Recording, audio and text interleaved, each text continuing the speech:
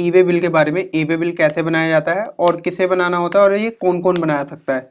तो पूरा ई way bill live process देखेंगे, कैसे एक ई वे बिल जनरेट किया जाता है। कोई लंबा चौड़ा प्रोसेस नहीं है, छोटा सा प्रोसेस है जिसके लिए बहुत से लोग परेशान रहते हैं कि कैसे बनाया जाए। और लॉगिन में एक एरर भी आता है इनवैलिड क्रेडेंशियल्स का, वो भी बताऊंगा। उस एरर का भी क्या सोल्यूशन है। तो कुछ इस टाइप का हमारा ई वे बिल बनता है। अब ई वे बिल बनाना कब होता है हमारे को, जब हमारे जो बिल का अमाउंट है वो 50,000 से ऊपर का होता है, तो हमें वहां पे ई वे बिल बनाना जरूरी होता है। अब इसके बाद ये कौन कौन बना सकता है, इसको सबसे मेन देखिए सेलर बनाएगा जिसके यहाँ से स्टॉक जा रहा है। इन केस अगर सेलर नहीं बना सकता, सेलर के पास लॉगिन नहीं हो पा रहा या कुछ भी प्रॉब्लम्स आ रही है, तो उसके बाद बायर के पास भी एक्सेस होता है। बायर भी चाहे तो वो भी क्रिएट कर सकता है ई वे बिल को। बायर भी नहीं बना रहा तो इस बिल को ट्रांसपोर्टर भी बना सकता है ई वे बिल। क्यों, ट्रांसपोर्टर को ई वे बिल चाहिए होता है जब भी वो गुड्स की वैल्यू 50,000 से ऊपर की होगी।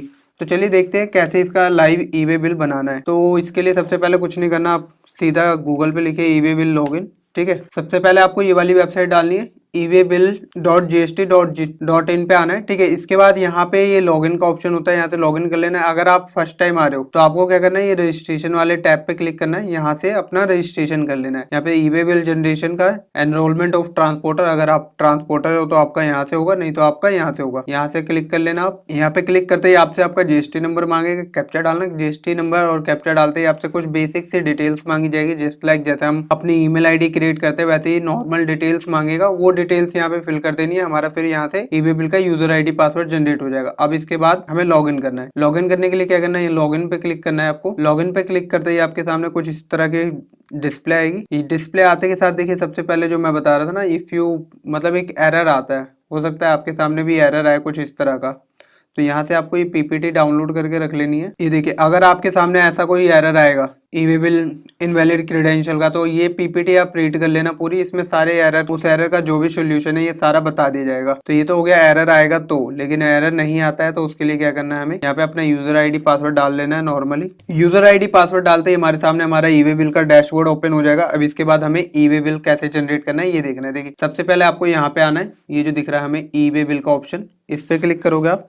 यहाँ से जनरेट न्यू, जनरेट बल्क या कुछ अपडेट पार्ट पी वगैरह करना है आपको, वो कर सकते हो। ठीक है, अब पार्ट वी वगैरह डिफरेंट पार्ट वी वगैरह का भी कैसे अपडेट किया जाता है आपको, अगर इस पे वीडियो चाहिए तो बता देना। तो सबसे पहले जो आपको क्या करना है, जनरेट इनवॉइस पे क्लिक करना है। जनरेट इनवॉइस पे क्लिक करते ही देखिए आपके सामने कुछ इस तरह का इंटरफेस ओपन होगा। अब यहाँ से आपसे बिल की डिटेल्स पूछी जाएगी। अब यहाँ पे देखिए मैंने आपको बताया था ना, इस बिल को सेलर भी बना सकता है, बायर भी बना सकता है। अगर इस आप बायर है और तब आप ई वे बिल बना रहे उसके ब्याज पे, जिस जहाँ से आपका माल आ रहा है उसके, तब तो आप यहाँ पे इनवर्ट सप्लाई कर लेंगे।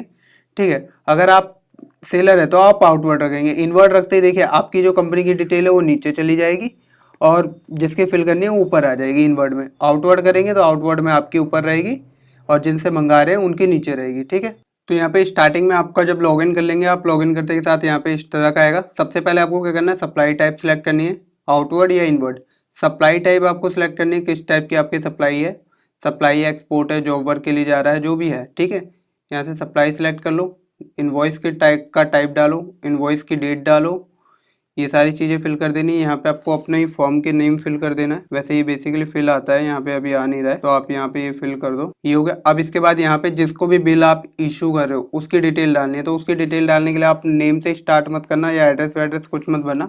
आप क्या करो, सीधा उसका जीएसटी नंबर फिल कर दो। बाकी की चीज़ें क्या होगी, ऑटो फिल आ जाएगी। यहाँ पे आपको कुछ करना नहीं पड़ेगा। ये जीएसटी नंबर फिल करते ही यहाँ पे हमारे पास सारी चीज़ें ऑटो फिल आ गई। यहाँ पे जो भी आप बेच रहे हो प्रोडक्ट उसका नाम डाल दो। यहाँ पे डिस्क्रिप्शन, HSN कोड मैंडेटरी है, यहाँ पे HSN कोड आपको डालना ही पड़ेगा, वो भी चेक करके डालिएगा। HSN कोड आपको नहीं पता तो आप गूगल सर्च कर लीजिए जो भी आपका गुड्स है कि उसका HSN कोड क्या है, वो डाल के फिर उसके बाद क्वांटिटी डालो। उसके बाद इसकी टैक्सेबल वैल्यू जो भी है, टैक्सेबल वैल्यू कौन सी होती है हमारी, टैक्स लगने से पहले की वैल्यू, वो डाल दो। यहाँ पे जो भी टैक्स रेट लग रहा है उसके ऊपर वो डालना है आपको। ये देखिए हमारा टैक्स लग गया, IGST लगा है यहाँ पे। उसके बाद यहाँ पे ये किलोमीटर वगैरह ऑटोमेटिकली कैलकुलेट कर लेगा। उसके बाद ये आपको ट्रांसपोर्ट टाइप सिलेक्ट करना है, कैसे जा रहा है, गाड़ी से जा रहा है, कैसे जा रहा है। ये हो गया, व्हीकल हो गया, रेगुलर हो गया। ठीक है, यहाँ पे व्हीकल नंबर डाल देना है आपको। उसके बाद आपको क्या करना है, प्रीव्यू करके इस पर व्यू कर लेना है। ये अलर्ट दे रहा है कि ये आपका जो डाटा है वो सारा GSTR 1 में मैच होगा, तो आप सोच समझ के एक बार चेक कर लीजिए। तो इस तरह